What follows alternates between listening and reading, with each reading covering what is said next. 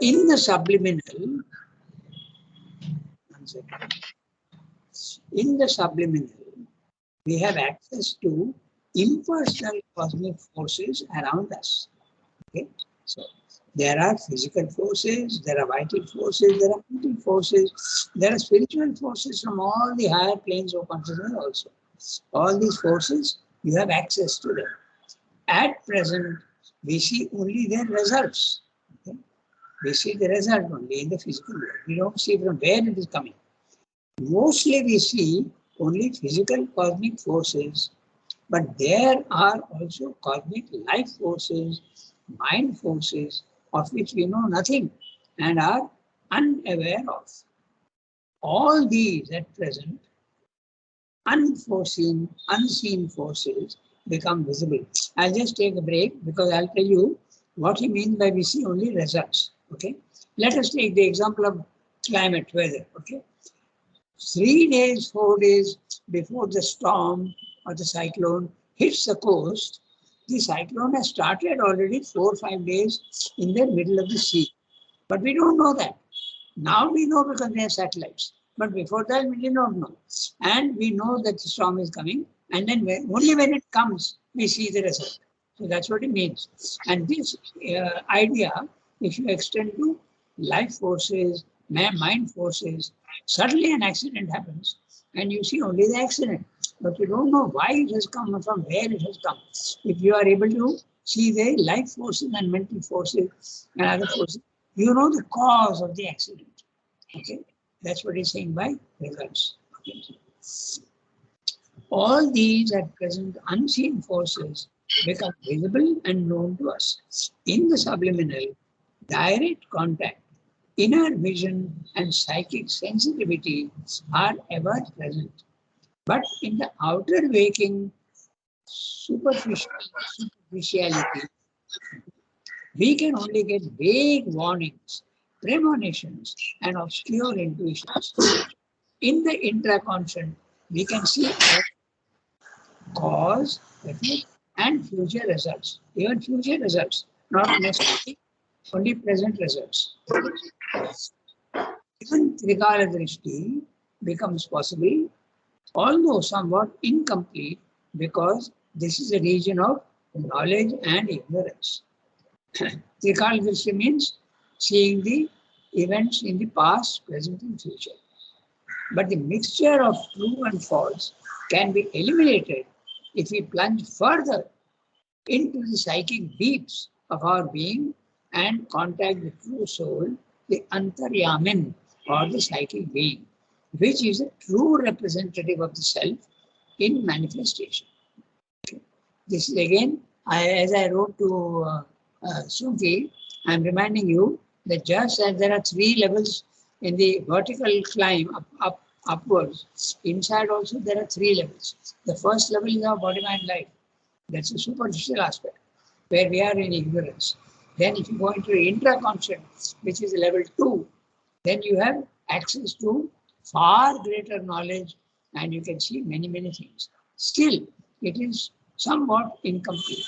Then you go even deeper into the psychic being, which is the 3rd level, and there, because it is essentially divine, okay, you have, it's almost error-free, because it's error-free from the point of view of the psychic. So that means the psychic will never allow you to do something wrong, and where the vibrations are wrong. The psychic will not allow that. So this is what he's saying. But the mixture of true and false can be eliminated if you plunge further into the psychic deeps of our being and contact the true soul, Antaryamin, or the psychic being, which is the true representative of the self in manifestation. But the psychic, pure, powerful, and sovereign, has to depend on body, life, and mind for its expression. And these hamper always the movements of the psychic. The psychic is trying to send its intimations and suggestions and vibrations, but these 3 always make these vibrations damped. They reduce their intensity. And these hamper always the movements of the psychic. The psychic itself distinguishes truth from falsehood, divine from undivine. The psychic emergence is indeed the first step towards integral knowledge and integral transformation. So, this is what he said in the previous one. Now we start reading the paragraph that we have to read today. These are the dynamic functions and pragmatic values. So,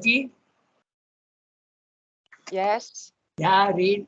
These are the Yes. dynamic functions. These are the dynamic functions and pragmatic values of the subliminal cognition. But what concerns us in our present inquiry is to learn from its way of action the exact character of this deeper and larger cognition and how it is related to true knowledge. Its main character is a knowledge by the direct contact of consciousness with its object or of consciousness with other consciousness. But in the end, we discover that this power is an outcome of a secret knowledge by identity, a translation of it into a separative awareness of things. For as in the indirect contact proper to our normal consciousness and surface cognition, it is the meeting or friction of the living being with the existence outside it that awakens the spark of conscious knowledge. So here it is some contact that sets in action a pre-existent secret knowledge and brings it to the surface. For consciousness is one in the subject and the object, and in the contact of existence with existence. This identity brings to light or awakens in the self the dominant knowledge of this other self outside it. But while this pre-existent knowledge comes up in the surface mind as a knowledge acquired, it arises in the subliminal as a thing seen caught from within, remembered as it were, or when it is fully intuitive, self-evident to the inner awareness, or it is taken it, or it is taken in from the object contacted, but with an immediate response as to something intimately recognizable.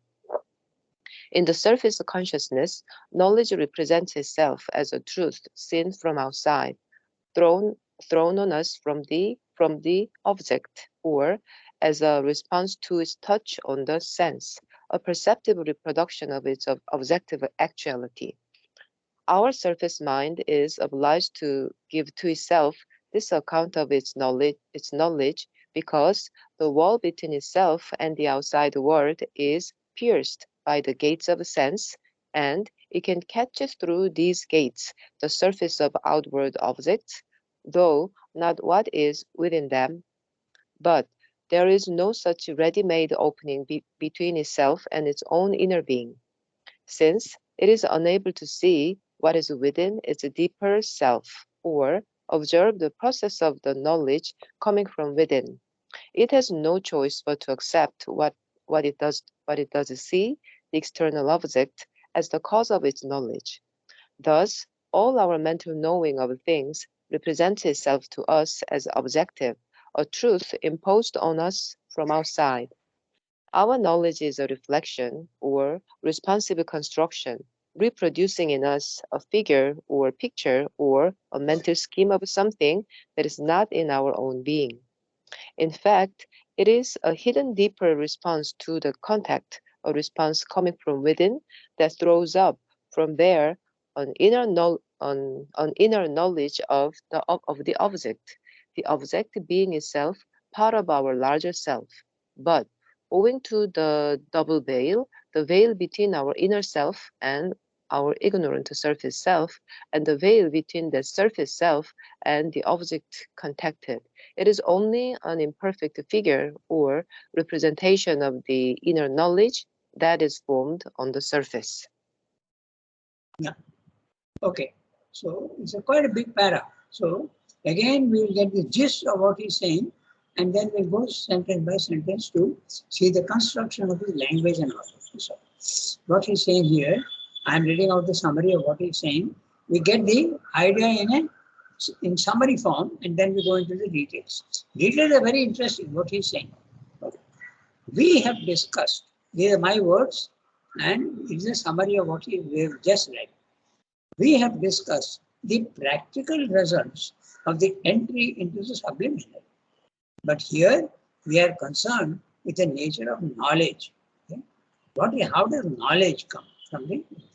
So, essentially, all knowledge in the Supreme Being is by identity.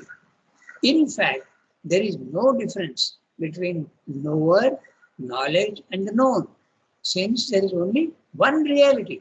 Only God is there, and He is creating the world, so He is the world Himself. Okay, so we call this, for convenience, knowledge by identity. Actually, there is no knowledge at all there. You are yourself everything. Anyway, this is at the highest level. In the physical world, identity is lost. And because why? Because the principle of division, the one becoming the many, and when one becomes the many, the memory of the one disappears. So we don't know each other. That's what he said. In the physical world, identity is lost, and total division, separation of known and knower operates. The known and the knower, or to be known, become different. Okay, so indirect contact through senses is initiated by nature. Nature is kind enough to give us some sort of help by the senses, and that also is very grudging. First, in the worm, there is only one sense. Then, in the insect, maybe 2 senses, 3 senses, 4 senses. Finally, 5 senses. Okay.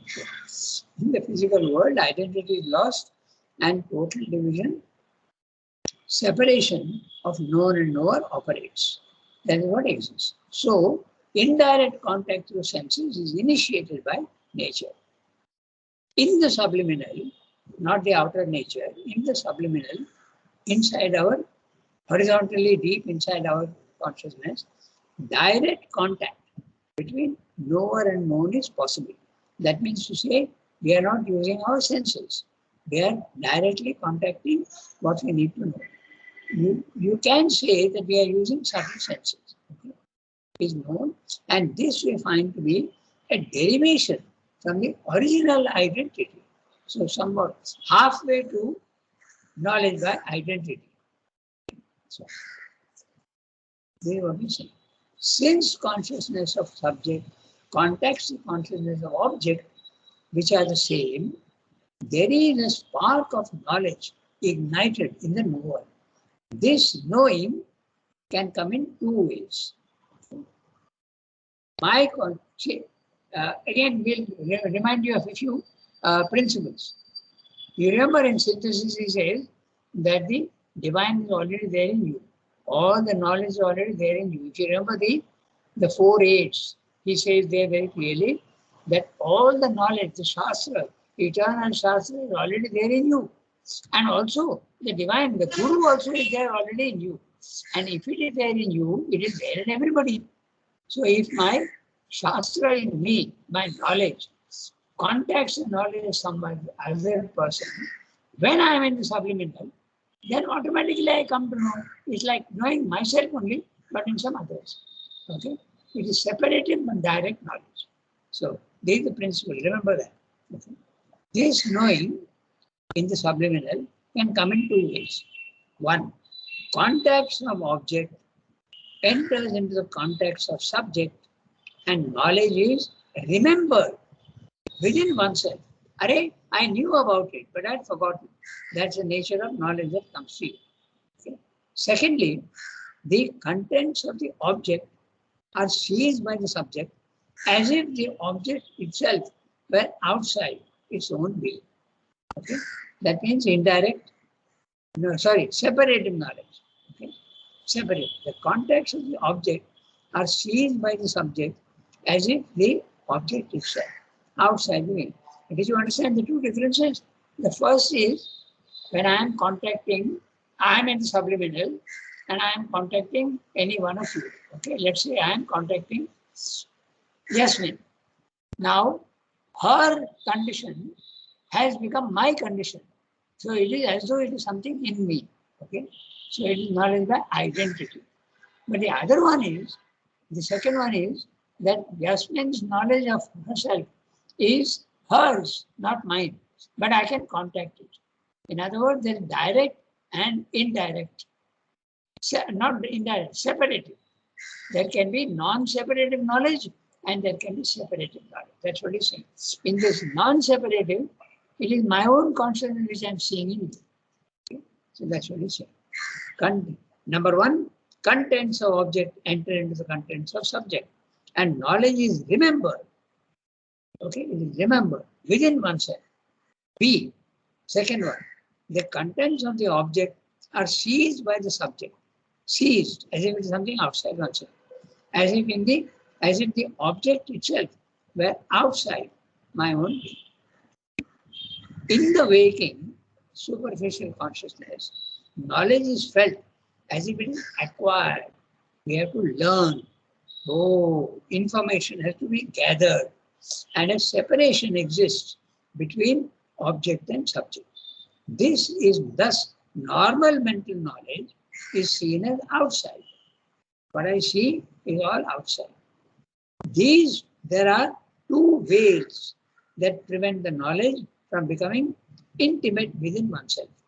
The first veil divides the outer nature from the inner nature. Within the individual, I am not able to go into my inner because there is a veil. And what is that veil?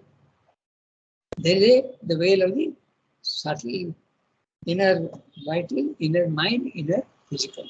Those are the veils.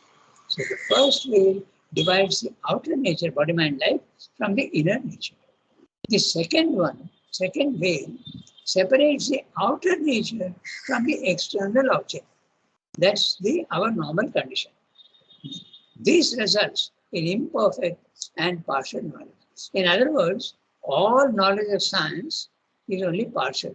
It is never full. This is what he's saying in the para. Okay. So now we go back to the beginning of the para and see the construction. I insist on that construction part because if you are reading by yourself, okay, then you will understand the language. So it's a sort of looking into Sri Aurobindo way of writing, the way he uses diction and vocabulary. Now I'm reading. Rangadhar, Yeah, tell me. yeah, this going into the each line helps a lot. Even if we read anything of Sri Aurobindo ourselves. So Yes. really, thanks to you going into so much detail. We could do it in a shorter way, but we wouldn't really learn how to read him. Yes, exactly. That is why I insist. Whether some people don't like it, I know. But that is very necessary because I am assuming that you will read by yourself one day and then you will know exactly how Sri Aurobindo is using the words. Okay. Yeah. In fact, I was just discussing this with somebody last week about your that reading of each phrase and the way he uses the words. Yes. So important to understand his other writings also.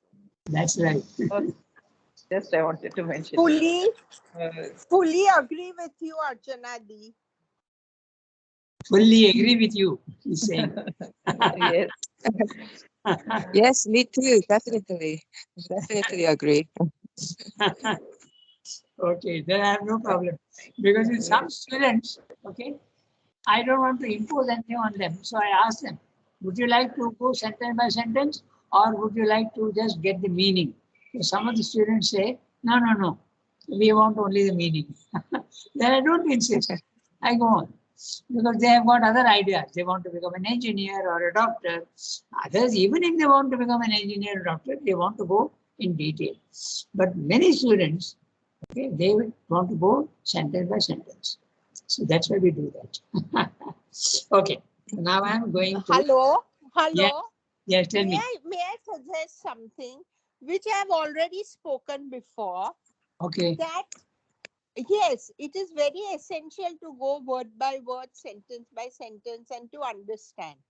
Yeah. But our memory is so poor and our understanding is so poor that it's good to go initially and get that beautiful expression of his language.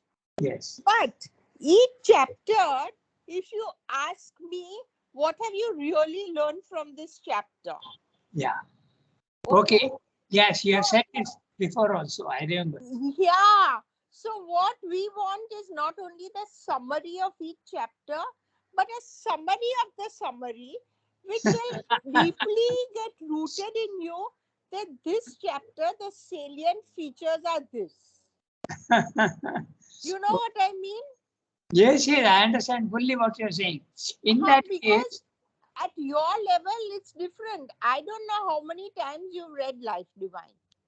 But I mean, ignorant mortal like me, at least, if I pick up any chapter and you say what is the essence of the sacrifice, I will be blank initially.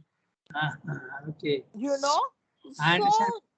to get the summary of the summary, Yeah, and you know in a few things what exactly it means. yeah, I understand what you're saying. That's a matter of a practical difficulty. What Yasmin said, I just want to corroborate the first chapter of Life Divine. At least 5 to 6 times continuously I read just to get what he's saying one paragraph after the other, so that to get a thread that in first chapter he has how he has come to what he wants to say. So reading the whole book, it is, I know we have really to work on it. That's what I feel. We have to do it again and again. Only then we can get that thread and then the summary, so many things. Yes. Okay, so I'm going sentence by sentence now. These are the dynamic functionings and pragmatic values, okay, of the subliminal cognition. Now, the word dynamic is very interesting. It means effective, that which has got an effect in the physical world. The dynamic is, he uses the word in the sense of effective, because knowledge is something mental and may not have a result in the physical world. But what he has said in the previous para, that knowledge can be applied in the physical world. So that's what he means by dynamic functionings and pragmatic values of the subliminal cognition. But what concerns us here in our present inquiry is to learn from its way of action the exact character of this deeper and larger cognition and how it is related to true knowledge. Okay. Now, that's exactly what we discussed here, because the knowledge is already there in you and the knowledge is already there in the others.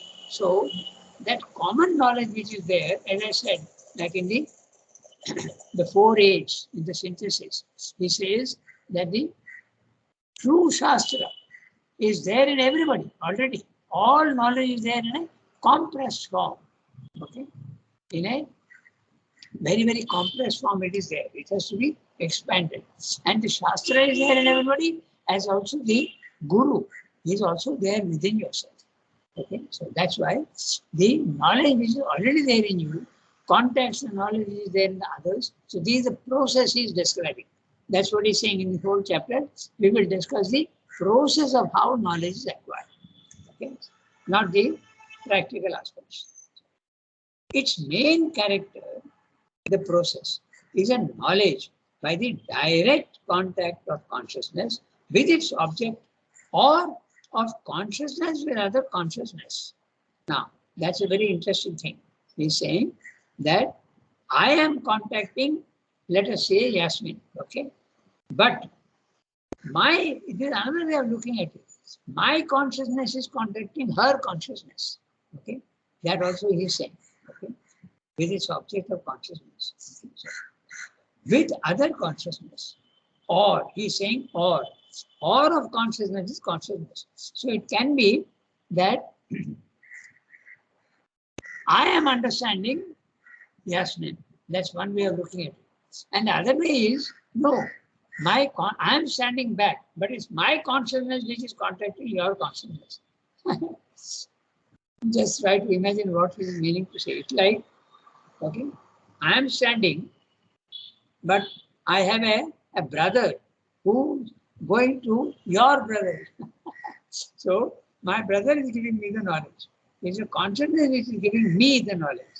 It can be like that. Okay? But there is one way of looking at it also. Let me tell you. Sremna says in one place the other day, yesterday I was reading, and he says that there are some people in philosophy, in Indian philosophy, say the soul is different from the consciousness. Okay? The soul has consciousness. But there are others who say the soul is consciousness. Its very nature is consciousness. What is the truth? It's a little bit of both. Okay? There is a soul because the soul may have consciousness, but it may also have force. And when it has got force, it is not consciousness. So it's a little bit of both. That's why Sremna is using this word like this, or knowledge, consciousness with consciousness. Okay? So things are so flexible and so pliable and not as rigidly as we think. That's why the soul can be considered as having consciousness, or it can also be considered as is consciousness. Okay, that's why he's using this or. Okay. 1 minute, 1 minute. Give just 1 minute. ரொம்ப மாத்திரை போட்டு அப்படியே வேலை வேலைன்னு வருது. ஒரு தம்பி வீட்டுல போய் ஒரு 10 நாள் இருந்துட்டு வரலாம் பாருங்க. 10 நாளா? அதான் ரெஸ்ட் எடுத்ததுனால உடம்பு ஒன்றும் நல்லா இருக்கும். சரி. என்ன நான் இப்பதான் யோசனை பண்ணிட்டு இருந்தேன். உனக்கு இங்கேயும் அந்த பையனையும் கொடுக்கலாம்னு பார்த்தேன். இப்போ இங்கேயும் வேலை நீ விட்டுடுறேன். சரி, உடம்பு சரியில்லை. சரி சரி சரி. எனக்கு ஒண்ணு தொந்தரவு கிடையாது. அம்மா அம்மா என்ன சொல்லிட்டாங்க, அது அம்மா சொல்லிச்சு. இது நான் சொன்னா எனக்கு புரியாது, அதனால அம்மா சொல்லிட்டாங்க இந்த மாதிரி அது. சரி சரி. Sorry for the interruption. My maid is not well, so she's not going to come. Okay, so let's get back to our text. So, its main character is a knowledge by the direct contact of consciousness with its object, or of consciousness with other consciousness. But in the end, we discover that this power is an outcome of a secret knowledge by identity. That's exactly what he said in the 4 A's in synthesis, if you remember. Okay, the Shastra is already there in everybody. The Guru is also there in everybody. Secret knowledge by identity, a translation of it into a separative awareness of things. Okay, it's a secret knowledge, and that is to be, it turns into separative knowledge. For as in the indirect contact proper to our normal consciousness, that means indirect means we are using our senses. The subject can know the object only through the senses. So, for as in the indirect contact proper to our normal consciousness and surface cognition again, only the senses. It is a meeting of friction of the living being with the existence outside it that awakens the spark of conscious knowledge. So, here it is some contact that sets in action a pre-existent secret knowledge. The pre-existent secret knowledge is exactly what he meant by the eternal Shastra is there already in everybody. Okay?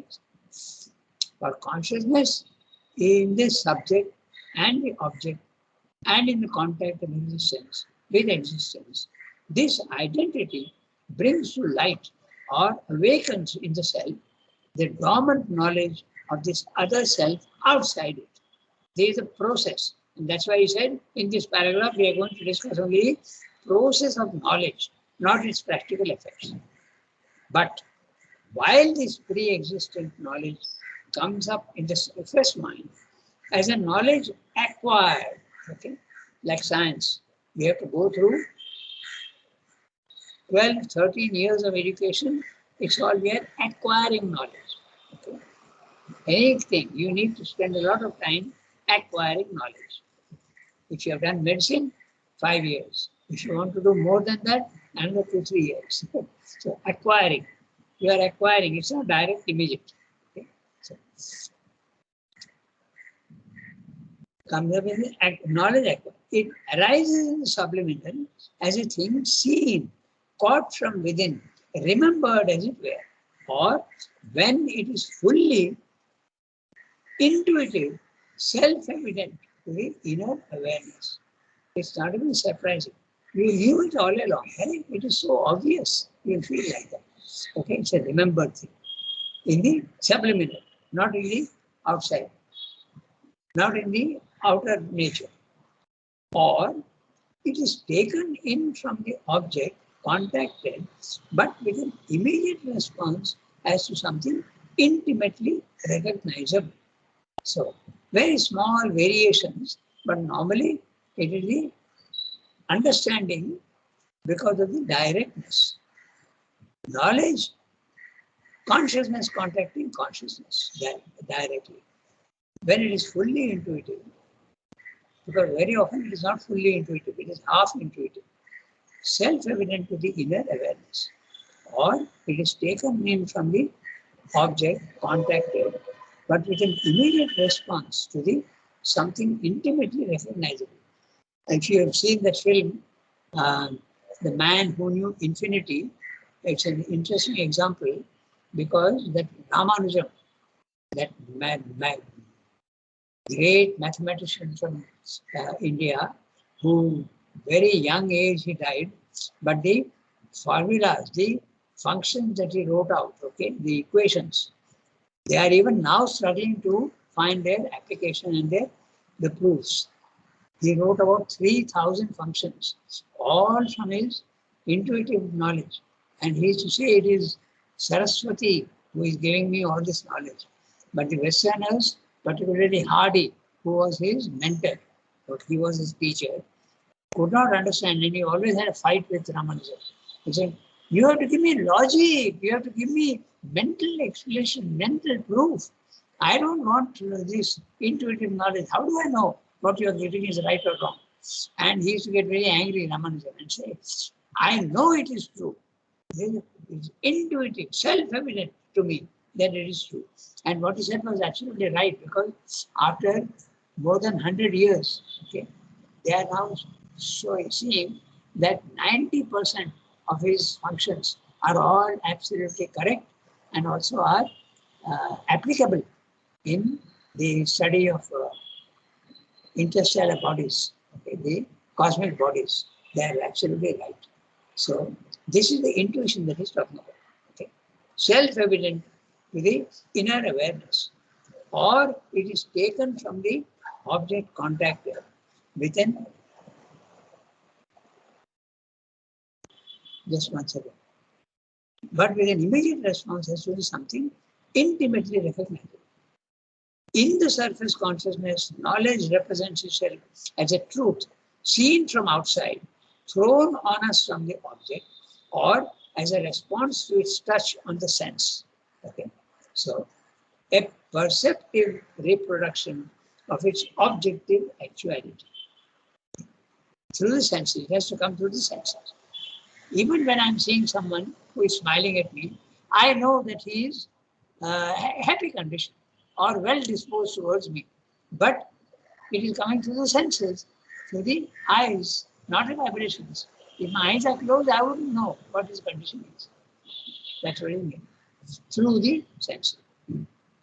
Our surface mind is obliged to give this account of its knowledge because the wall between itself and the outside world is pierced by the gates of sense, and it can catch through these gates the surface of outward objects, though not what is within them.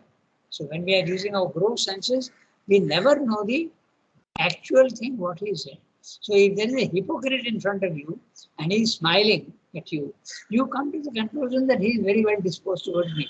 Actually, he may be having negative thoughts about you in his mind. That you can't catch. But if you are in the subliminal, you will catch the hypocrisy. You will know that he is not feeling at all. He is just smiling, but he doesn't mean that. So that's the difference between the outer knowledge and the inner knowledge. Okay, so though not what is within them, But there is no such ready-made opening between itself and its own inner being. The gates of sense are not available there very easily. There are subtle senses, but those subtle senses only operate, I think, vertically, not horizontally. So horizontally is directly consciousness to consciousness. So that's the thing. There are no such gates between the inner and the outer. Okay?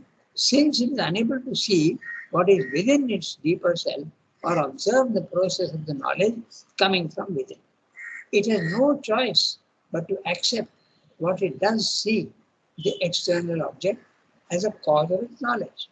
Thus, all mental knowing of the things represents itself to us as objective, as though it is something outside myself, a truth imposed on us from outside.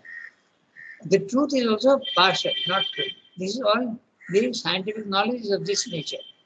Our knowledge is a reflection or responsive construction, reproducing in us a figure or picture of a mental scheme of something that is not in our being, in our own being.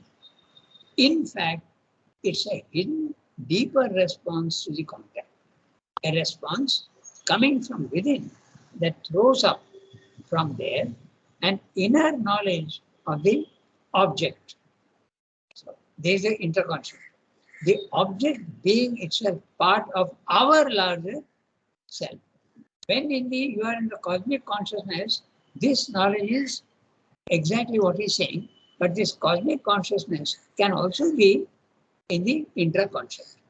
Maybe not as good as in the spiritual planes of consciousness, but still not bad. See, very clearly he's saying, a response coming from within that throws up from there an inner knowledge of the object being itself part of our larger self. Okay? So that's a cosmic consciousness.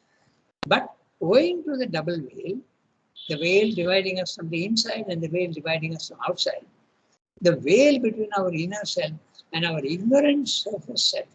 Ignorant surface self, body, mind, life, with the senses.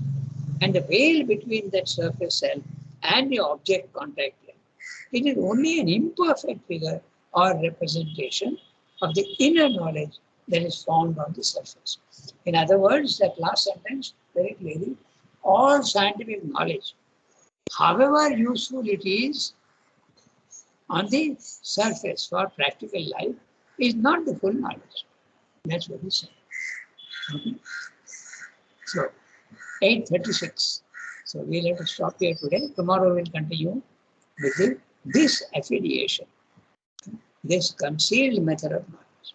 So, actually, we spent a good deal of time discussing the way we discuss each sentence. That's why today we could do only one para.